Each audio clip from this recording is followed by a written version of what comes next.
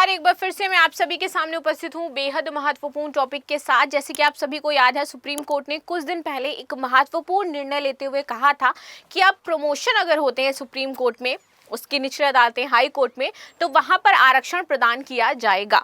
लेकिन हाल ही में एमपी सरकार ने क्या किया है कि हाई कोर्ट में अगर किसी का प्रमोशन आरक्षण के तौर पर होता है तो उस पर रोक लगा दी है। यानी कि उन्होंने इस फैसले पर रोक लगा दी है कि एमपी हाई कोर्ट में आरक्षण के आधार पर किसी का प्रमोशन नहीं होगा। तो इसी के बारे में चलिए डिस्कस कर लेते हैं कि क्या इंपॉर्टेंट चीजें हैं, क्यों रोक लगाई गई है और इसका क्या असर होने वाला है।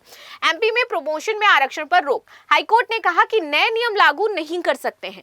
पुराने और नए नियम में फर्क ही नहीं बता रही है सरकार की फर्क क्या है और उसके बाद क्यों नहीं लागू कर सकते हैं। तो ये सारी चीजें जानना जरूरी हो जाता है।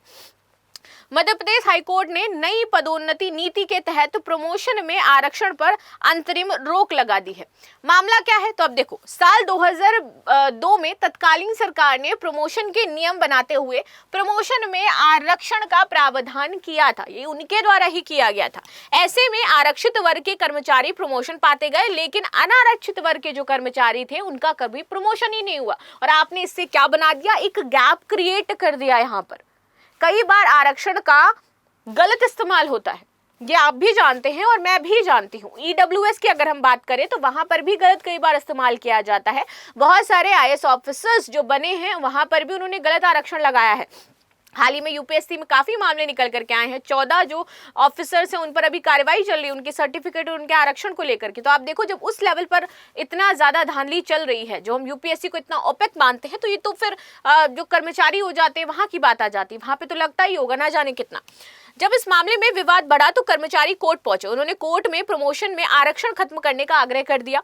कोर्ट को तर्क दिया गया कि प्रमोशन का फायदा सिर्फ एक बार ही मिलना चाहिए, ऐसा नहीं कि हर बार प्रमोशन में आरक्षण मिल रहा है। और ये भी तर्क सही था। बाकी आप सभी बताएं, ये तर्क सही था या गलत था? आपकी क्या राय हो जाती? आप मेरे मत से सहमत हैं, इनकी बातों से सहमत हैं या नहीं है? और अगर आपका कोई अलग तर्क है तो भी आप कमेंट बॉक्स में लिख करके बता सकते हो।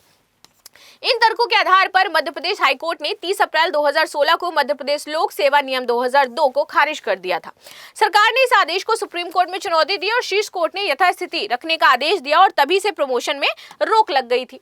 अब पदोन्नति में आरक्षण संबंधी टाइमलाइन की बात कर लेते हैं थोड़ा सा। वर्ष 2002 की बात थी। 4 साल बाद आते हैं 6, सुप्रीम कोर्ट का याचिका करते थे नागराज। इन्होंने फैसला दिया, मतलब फैसला आया उन पे कि जिसमें प्रमोशन में आरक्षण को गलत बताया गया है।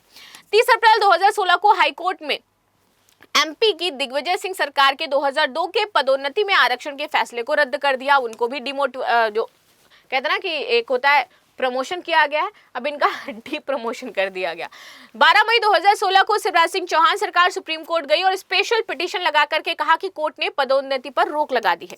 कोर्ट ने वर्ष 2018, ये पूरा टाइमलाइन है आपका, 2018 में जनरैल सिंह की याचिका पर पदोन्नति को लेकर के फैसला सुनाया, जिसमें नागराज का फैसला सही बताया गया जो पहले 2016 में आया था। 2018 8 साल लग गए। अब देखो वर्ष 2022 ये वैसे ही चल रहा है मामला। जनरल सिंह 2 का फैसला आया जिसमें भी पदोन्नति आरक्षण को गलत बताया गया। अब एमपी में पिछले 9 सालों से 1 लाख से अधिक अधिकारी कर्मचारी बगैर प्रमोशन के रिटायर हो गए। And that is the big thing कि उनको कभी प्रमोशन ही नहीं मिल पाया।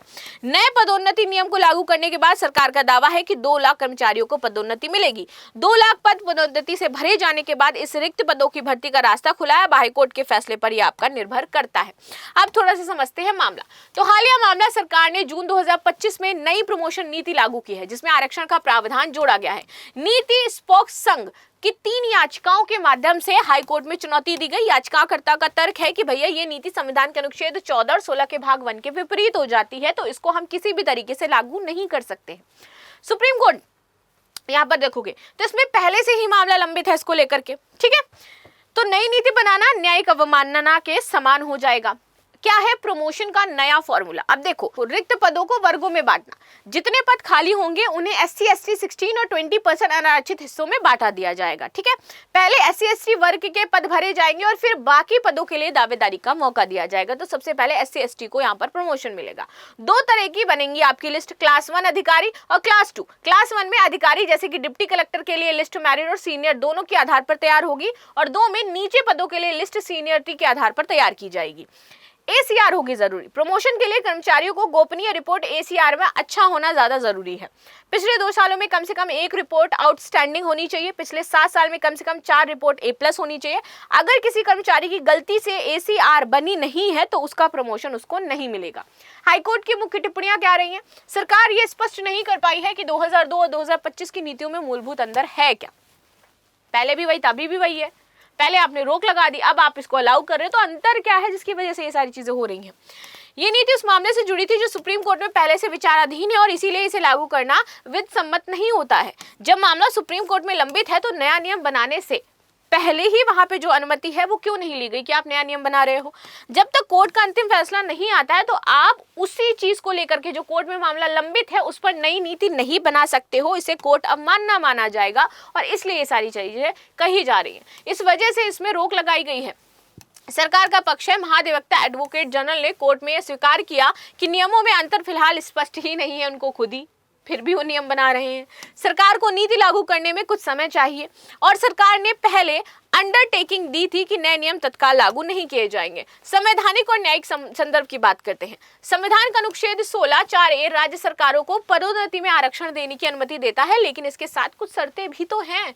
प्रमोशन में आरक्षण से जुड़े मामलों में सर्वोच्च न्यायालय द्वारा निर्धारित जो दिशा निर्देश है इनका पालन करना आवश्यक हो जाता है और ये स्पेशली कोर्ट के लिए नहीं है, ये सभी के लिए। MP में जितनी भी जॉब्स है उनके बारे में बात की जा रही है, क्योंकि स्टार्टिंग में शायद मैंने कह दिया था कि पर्टिकुलर कोर्ट के लिए, तो कोर्ट के लिए नहीं है, सभी के लिए। यहाँ पर जितनी भी जॉब्स हैं उसमें इस निर्णय के अनुसार बिना तथ्यात्मक आधार के प्रमोशन के आरक्षण देना न केवल संविधान के अनुच्छेद 14 बल्कि 16 का उल्लंघन है, बल्कि प्रशासनिक दक्षता की जो शर्त है 335 इसको भी नुकसान पहुंचाता है। आगे की प्रक्रिया क्या है? तो अगली सुनवाई आपकी 15 जुलाई 2025 को होगी। सरकार को यह स्पष्ट करना होगा कि पहले और अब के नियम में अंतर क्या है और सुप्रीम कोर्ट में लंबित मामले का समाधान क्या है अगर आप ये नई नीति यहाँ पर लागू कर देते हो। हाईकोर्ट तब तक कोई भी नई पदोन्नति की प्रक्रिया को रोकने के आदेश को कायम करेगा। लास्ट में क्वेश्चन है, मध्य प्रदेश सरकार ने प्रमोशन में आरक्षण को लेकर के पुरानी नीति कब लागू की थी? 2002, 2008, 2017 या फिर 2020? तो ये थी न्यूज जो हमने डिस्कस करी। बाकी आप सभी की क्या राय जरूर बताएगा। मिलते हैं नेक्स्ट क्लास में, तब तक के लिए धन्यवाद। लाइक शेयर सब्सक्राइब करना बिल्कुल भी ना भूलें and thank you so much.